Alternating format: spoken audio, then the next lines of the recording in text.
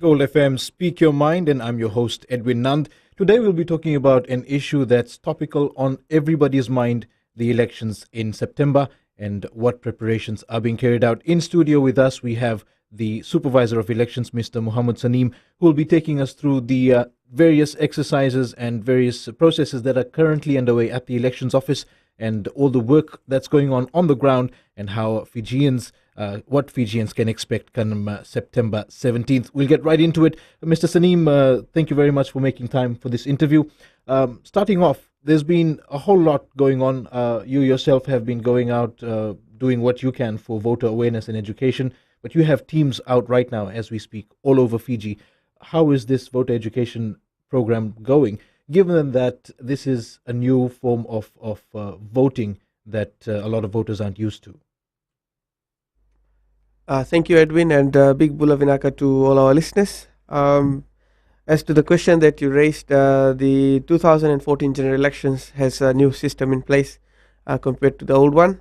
And for that, we have already started voter awareness, and we started the full voter awareness on 16th of June. And following that, we started the Fijian Elections Office did a roadshow. Basically, we took to the main highway around Viti Levu and then Vanua Levu and Taviuni as well. And the teams have now returned, and we've traveled to approximately 80 communities in which we have conducted voter awareness, and not forgetting the schools that are on the highways as well. So that was just one way in which we were going to do voter awareness. The next is to actually now have teams who are going out as well and conducting awareness as they return from Lau and Lomai Viti. What sort of feedback has your team or your officers on the ground? What are they hearing from the voters? What do they want to know? What sort of questions are coming back to you? Some of the questions come stemming from the preparations itself. How many voters will be in the polling station? What will the polling station look like? How many polling stations will there be? So the basic clarification on this is that there will be a polling venue which can have as many polling stations as are required for that area. For instance, we give the example of Rishikul School. Rishikul School previously used to have 2 polling stations in it. Both of them were inside a hall. You can go and vote according to your ethnic lines. And in this election, instead of the 2, we're going to use about 6 or 7 classrooms within the Rishikul School where people will go and vote, and the classroom will have only as much as 500 voters. So that's the basic arrangement and the answer that we've been giving out to people, and it has created a little bit more sense of security about how elections will happen, because everybody is thinking one day election, 550 plus thousand voters, how will we fit in? So as we've been saying from the beginning, we have split the line into maximum of 500, and each voter can then go and vote in their own respected polling station. Yes. So far as the effectiveness of your awareness programs, are you confident that the people that you reach out to have a firm understanding of the processes and what will happen on September 17th? As a statistical example to the answer that you're giving, in the fourth phase of voter registration, we have done 4,748 corrections as at 28th of June. So corrections is something that is stemming out of voter awareness that we're conducting over the radios, over the television, and through the face-to-face voter awareness, where we are asking Fijians to update their addresses. And the number that we have, 4,748, is a number that shows that our awareness campaigns have reached a lot of people who have now stepped forward to actually get their details corrected. Another figure that is also important is that we have had about 8,168 registrations. These are new registrations. And from our estimates and from the figures that we have, it is not only people who are turning 18, but it is actually more and more people who are eligible to register, actually stepping forward to register, because they now are more tuned in to elections and the developments, the way it's been covered, the way the media is working with the elections office to actually give the word out is actually helping spread the word. And a lot of the 2 figures combined is 12,000. And if I add the lost card replacements, which is around 3,536, it shows about 15,000 people have stepped up to have some electoral related work in relation to their ID cards done in the past 1 month. Now, the registration itself is vital. It's a vital part of the leading up to the elections. We'll talk more about Yes. that later. But so far as the awareness is concerned, there is work going on. You have explained that your Yes. offices have visited so many communities. As we get closer to the elections, as the need for awareness and education grows, Yes. what more can we expect? What else have you got planned? Well, some of it we will not really tell you now, but I can tell you that we're going to major trade fairs. We're going to major festivals that's going to happen in the country. We're working with the organizers Hibiscus Festival, so that we're able to have some emphasis there. And then there are the other festivals around the country, the Friendly North Festival and the festivals in the West. Together with that, we're working with major supermarkets so that we are able to have voter awareness materials at the supermarkets. So every person who comes to the supermarket has the opportunity to benefit from the materials available at the supermarket. And so these are the works in progress. We will shortly be coming to the cinemas as well with our own ads. And so these are things that we are slowly going. And this year's voter awareness program is it's not going to be a very straightforward approach. We have to be very strategic in our approach. This is because in the past elections, voter awareness was different. In the past elections, all you were required to do was target the different ethnic groups and conduct awareness to say you either go above the line or below the line, and how you do both the systems. In this election, we actually have to target people by age. It's important that we understand that it's not a platform that it can be generally applicable to everybody, because we have to go by age. Certain people in different age groups have different requirements, and the different mechanisms in which we can convey this message across to them. And this is what we have taken into consideration. We pay a lot of emphasis on this because we do not want to be, and we are trying our best not to be just in a single approach, and then later on realize that we've lost a whole group of people who actually were not subject to this. So you will see that we go with different kinds of ads on different stations.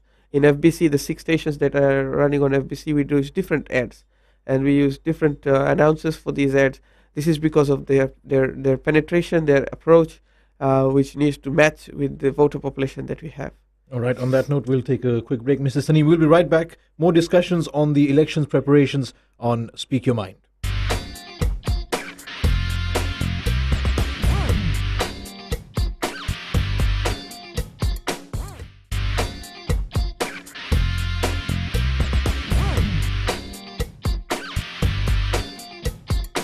Call FM Speak Your Mind. In studio with us, we have the election supervisor, Mr. Mohammed Saneem. We're talking about elections preparations and the entire process that's underway at the moment. Mr. Saneem, before we took a break, you were talking about the age breakdown of voters. It's been widely said that this elections is going to encompass a whole lot of people who've never voted before, and Yes. you have targeted commercials and targeted strategies at these people. What are your expectations come election day? What are your hopes come election day? Yes. On election day, as an election management body, it is our hope that everybody comes to vote. There's a lot of inference you can draw from the way registrations have been so far. In fact, in the first registration drive, when we had about 480,000 people registered, it was itself a significant show by all Fijians that we have an interest in the country's running. We're now registering. We want to be part of the next election, and right now the figure as at April, as we see, the figure stands at 554,000 plus, and it's all voluntary. So it's a sign of the interest that Fijians have, and as the Fijian Elections Office, we now want to draw on that.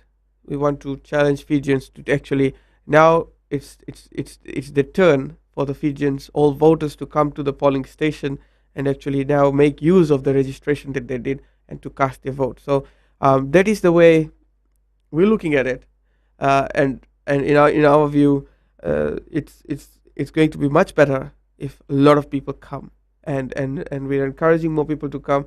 The facilities we are providing is we're trying to create polling stations nearer to people so that it's more accessible, and on in return, we would anticipate a huge turnout. A lot of people end up with lost registration cards, Yes. or their details change.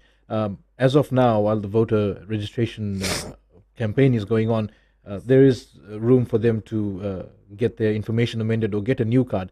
How long can this go on? When is the last cutoff date for people to get a final registration card? The Constitution requires registrations to close 44 days before the date of election. We we expect that to be the 4th of August. What we do not know yet is whether it's 8 a.m. 4th of August or 4 p.m. 4th of August. So we encourage everybody to have their details changed, lost cards replaced, or new registrations done before the 4th of August, so that come election day, or come 4th of August, you don't get caught in the announcement that registration is now closed for this election, actually. So, my advice to all voters would be to have this done before 4th of August.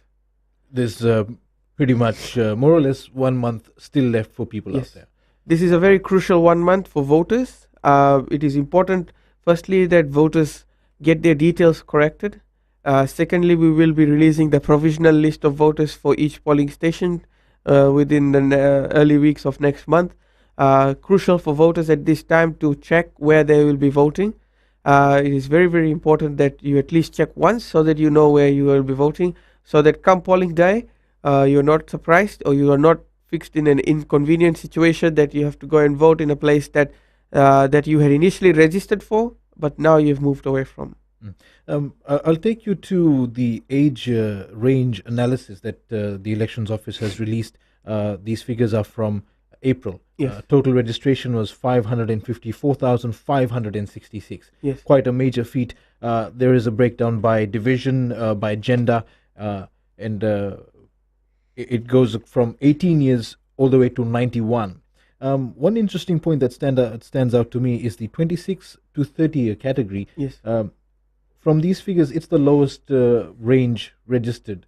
Mm. Do you expect that people aren't interested, or does the Elections Office need to do more to reach out to this category? There's a twofold answer to this. First is that it's the division by the cohorts that are there. 26 to 30 is a 4-year cohort, whereas the others are 18 to 25 is an 8-year cohort, 31 to 40 is actually 9-year cohort, 41 to 55 is about 14 years, 56 to 70 is again 14 years, and 71 to 90 is about 20 years, 29 years. So in that regard, the numbers are smaller because of the cohort breakdown. However, if you see on average, it's rating the same as an 18 to 25-year-old, 18 to 25-year-old cohort, with the 26 to 30. If you divided it per year by number, you might get an average is the same. So it's equal response across all age categories. Between the age of 18 to 30 has been a very somewhat equal an approach. Yes, but this is the 18 to 30-year-old category is where there is first time voters. One point that sticks out to me is the above 91 and above category. Yes. Now, it may not seem like a large number to people, but 293 people, 91 and above, Yes. have registered, and they are going to practice their right to vote. I mean, one is even from overseas. This sends out, in my opinion, a very strong message. These are people who voted in every election, have seen Fiji develop over so many years, and they are going to practice their right. What does that tell you? Well, the 91 and above are a model for the earlier years. I think with their interest to actually register, they are showing that they are what Fiji is. And the way the numbers fan out, I think it's a huge encouragement for the rest of the voter pool, and the registration by the persons over 91 years and well, over the age of 91 years is itself it's an encouragement. It's a it's more like an example to everybody. It's a challenge to the rest of Fijians. In fact, yes. And just so far as registration is concerned, the fourth phase, I understand, the final phase is still underway. What's happening there? There are teams overseas as well. The final phase of voter registration is still underway. Teams are out in the fields, in major shopping centers in the central division as well. There are teams that are overseas in the UK, and there's a team traveling to Canada shortly. And on the return leg, they will be going to San Francisco as well. So this is a significant time. And as I said, this is a very crucial month. July becomes a very crucial month for voters, and then August is a crucial month for political parties and others. However, at this time, our main focus is our voters. We would like every voter to be able to have access to the voter information guide and access to a registration center so that their details can be corrected in a timely manner to avoid confusion and problems come election day. All right, time for another break, Mr. Saneem. We'll be right back talking about the elections preparations on Speak Your Mind.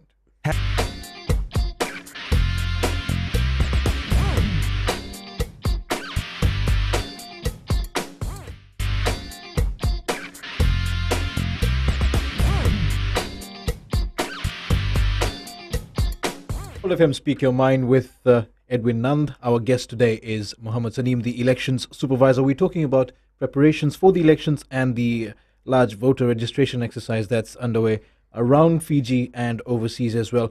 Mr. Saneem, an interesting point you brought up is the concentration of registered voters. We have a breakdown here. Could you take us through the numbers and what it means for the elections office?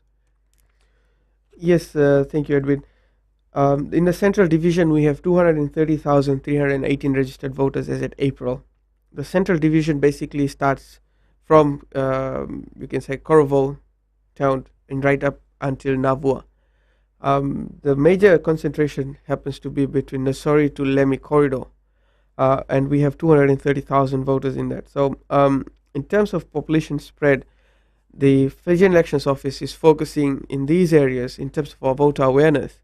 We are focusing more electronic media, newspaper medium, and radio into these areas because this is where there are working people who do 8 to 5 office work, and they need to be caught out of office.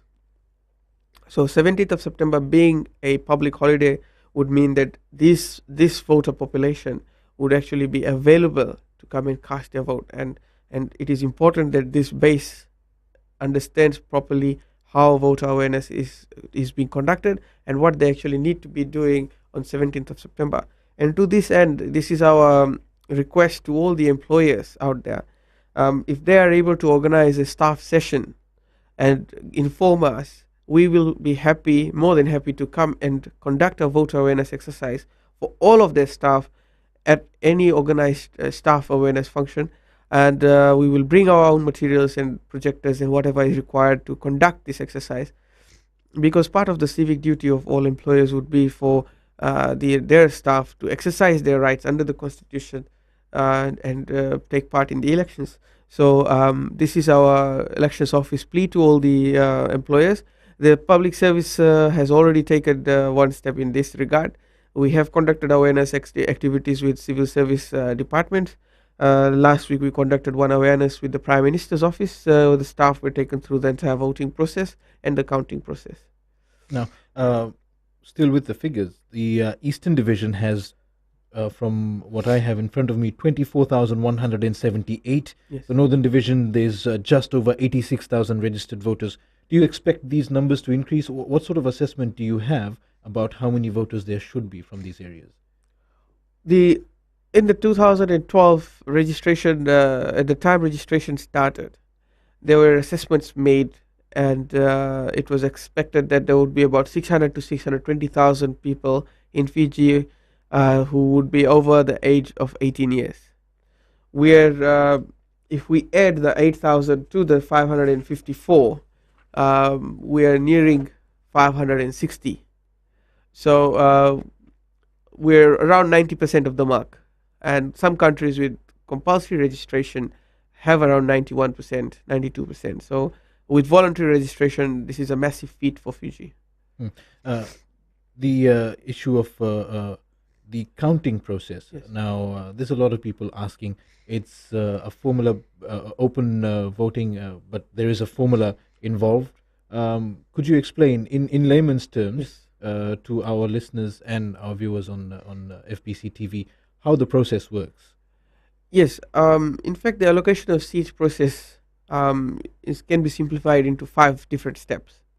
If you have the voter awareness guide, the voter information guide, English one, it would be on the last page. So if you turn to page 14, we have listed the 5 steps. But in brief, the first step is that the results throughout Fiji for each candidate will be provided, and we will total the number of votes each candidate has received. Mr. Salim, if I may just Yes. pause you there for a moment. For our viewers who don't have one yet, this is what the voter information guide looks like. It's a booklet from the elections office. It contains every piece of information that you would need to know in order to be aware of what's going to happen come September 17th, how the elections process will work. Mr. Salim, maybe we should talk about this book a bit and then move to my earlier question. Right. In fact, in this book, we have the very important milestone things that a voter needs to know. It starts with registration.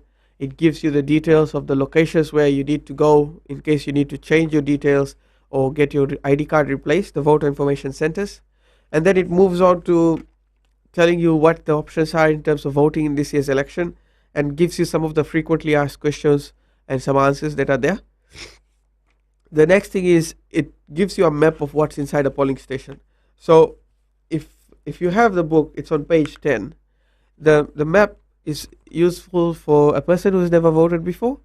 It's also useful for persons who have voted before but have now been confused about what the new system is.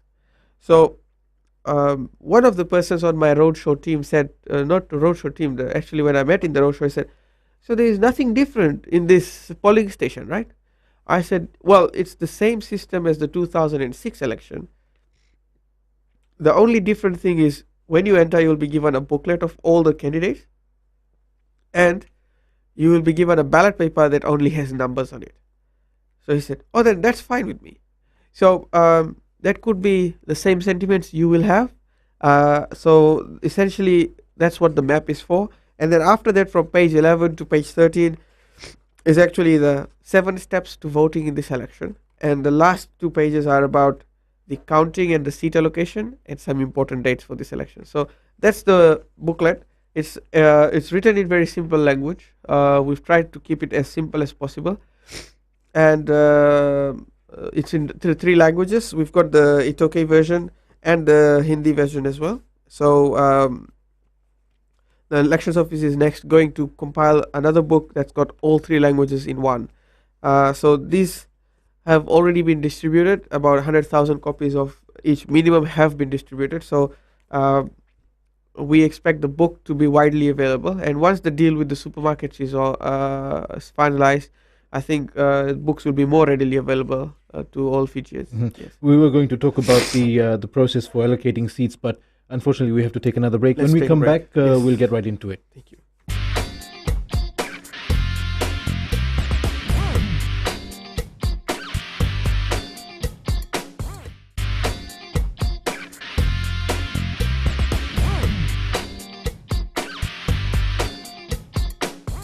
Full FM Speak Your Mind. We're talking about elections preparations with the supervisor, Mr. Muhammad Sanim, who's in studio with us.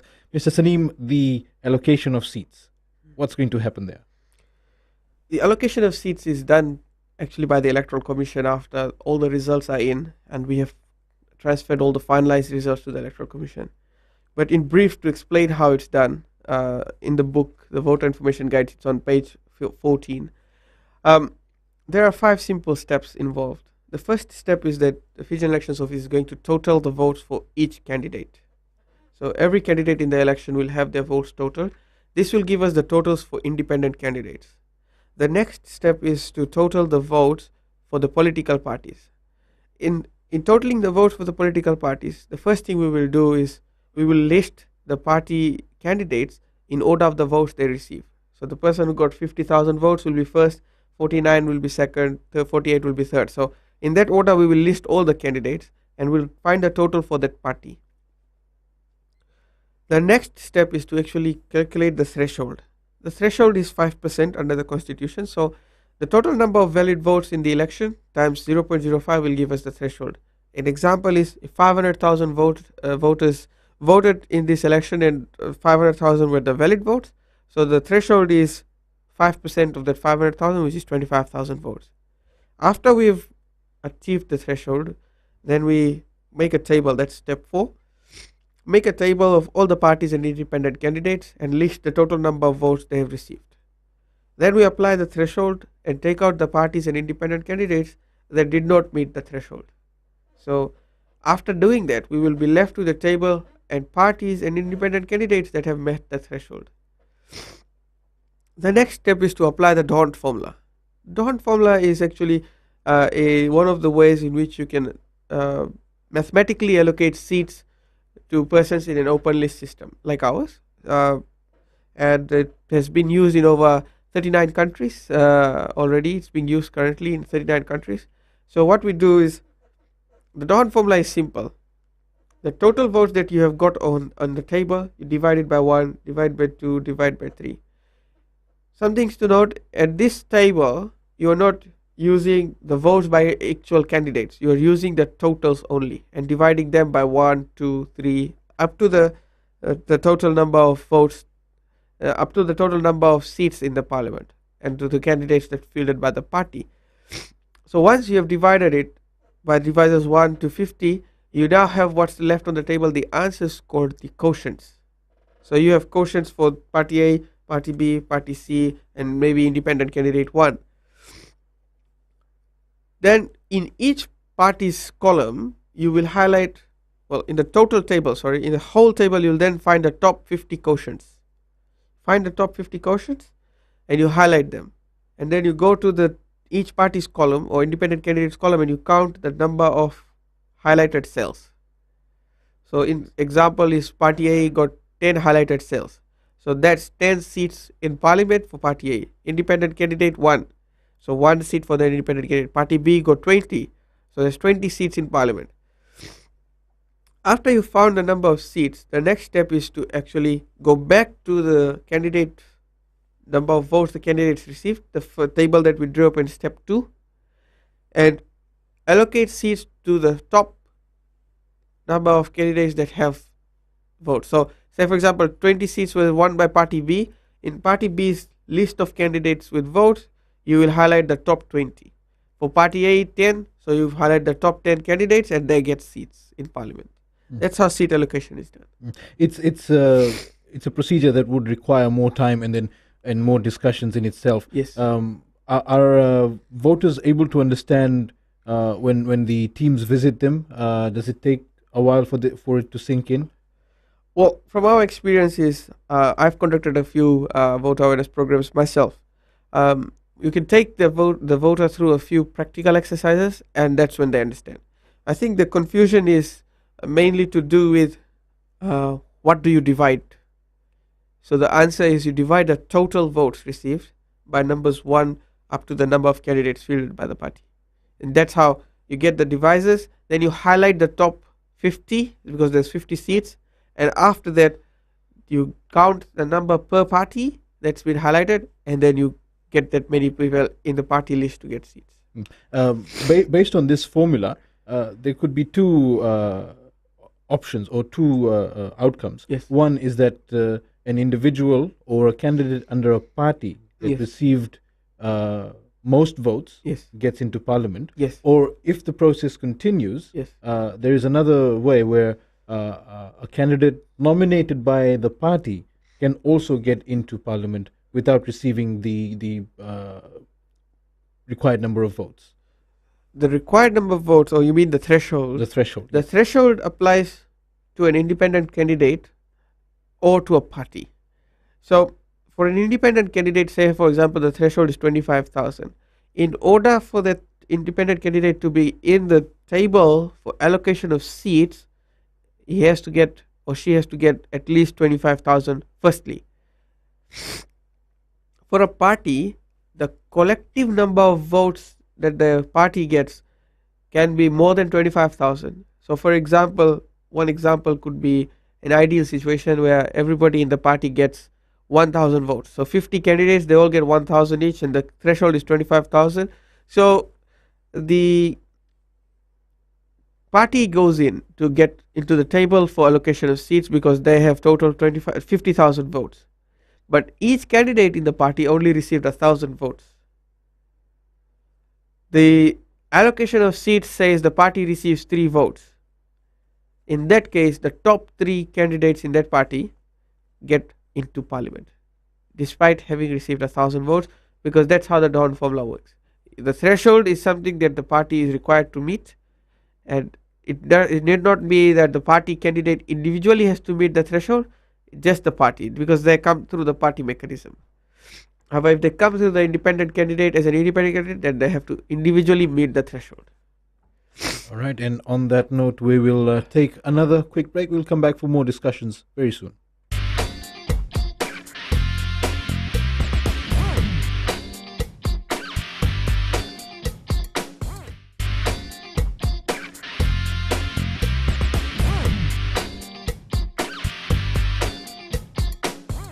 Call FM Speak Your Mind. In studio is Election Supervisor Mr. Muhammad Saneem.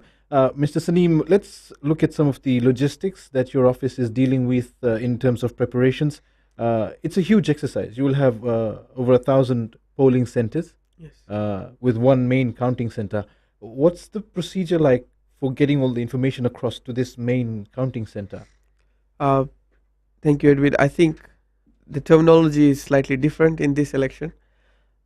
Each polling station becomes a counting center. So we have a result telling center in which people will send in their results. So as soon as a polling station has finished its count, it's going to send us by a mechanism we're still working on, probably through mobile phone call or something. They will tell us what the numbers are for the candidates, how many votes were received for each number. We will then compile it and we'll put it up on screens at this result telling center. For the purpose for the media, for public as well, and for the parties. After that, that arrangement is being worked on. After that, they will send in the actual result packets where we will compile the whole results and give it to the Electoral Commission, the finalized results. So, in terms of the logistical exercise for this, we understand that there is going to be a lot of transportation needs. We had put out tenders and all this for the transportation requirements, and we also anticipate that there will be a lot of need for people as well. So, in case somebody had applied to be a polling day worker with us and is intending to know what the results are, we will be releasing the results shortly, and we have a team working on it as we speak. We anticipate some text messages informing possible staff towards the first week of July. So that's how the polling day worker recruitment is going as well. Yes. Those are the 14,000 that approximate 14,000. Yes. So far as transportation, you mentioned you put out tenders. Yes. How is that going to work? What sort of plan do you have in mind? There is two things about this election. One is for the staff to reach the polling station and open the polling station as per the stipulated time, and the second is returning from the polling station. And to that end, we are organizing with the relevant departments from government as well, if vehicles can be made available, and we are also working with private companies who provide vehicles on leasing for us to be able to organize our transportation needs. The other issue, so far as logistics is concerned, is ballot papers and ballot boxes, transporting them and securing them and keeping them safeguarded. Are you liaising with the Fiji police force in this regard? Yes, the security of the ballot papers and the election equipment. We're working with the Fiji Police Force. We will be meeting with them shortly, as our operations deployment strategies are getting more and more finalized as we grow closer. So we will be working with the police in terms of the security and the safekeeping of the ballot papers and the ballot boxes and election equipment as well. Have you identified the tallying center or? What we're looking at the telling center is probably the Vodafone Arena as one option in order to be able to cater for the security needs as well as cater for the space requirements. We have another alternative, the National Gymnasium, and so it would be one of the two venues that we're working on.